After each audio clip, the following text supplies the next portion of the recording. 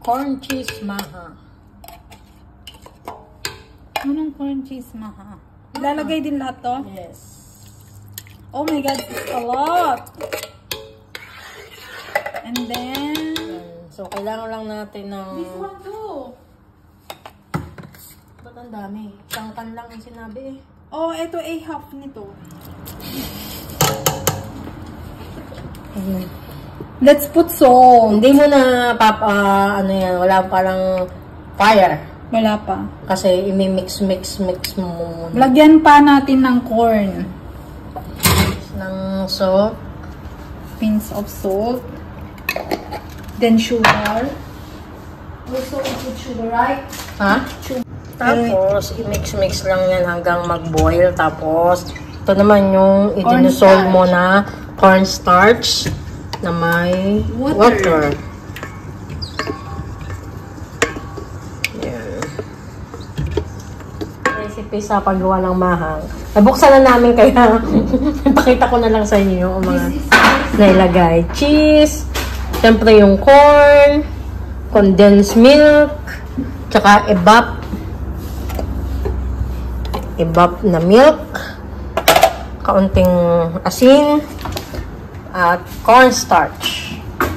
Hindi pa na-mix masyado eh. Pag nakita na natin kumukulo, kailangan so i-mix ulit natin to kasi nadikit. dumikit na eh. Kulo na to at na-mix na natin tong cornstarch. Slowly ba? Oh, slowly pour in and then i-mix natin. Tama ba itong ginagawa natin?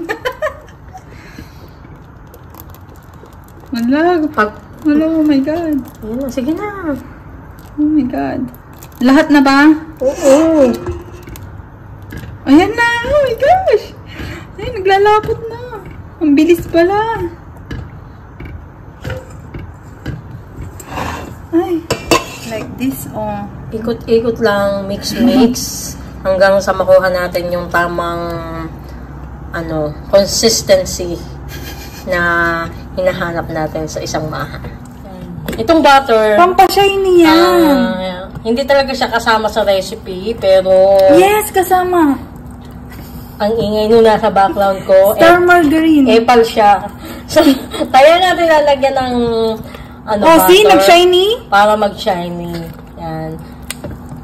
Ito ang bilib ni Star margarine. Dito sa ating inihandang tray, ilalagay mo lang ng konting butter para dumulas siya pag nilagay na yung ginagawa nating maha. So, ipupour in na natin. Dalawang pala. Huwag masyadong thick. Mataas. Dito na.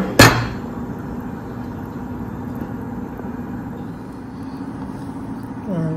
Ipapalat na natin ang ating maha. Mais con yelo.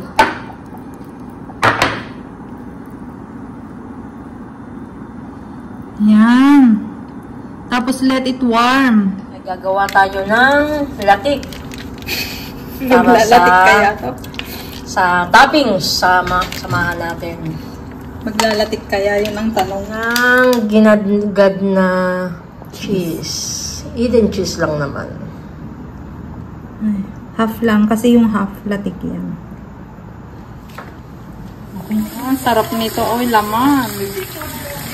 Laman lang yun. Nag-brown na siya. Oh. Tapos gamot pa yung oil nito. Maganda pang prito. Dami.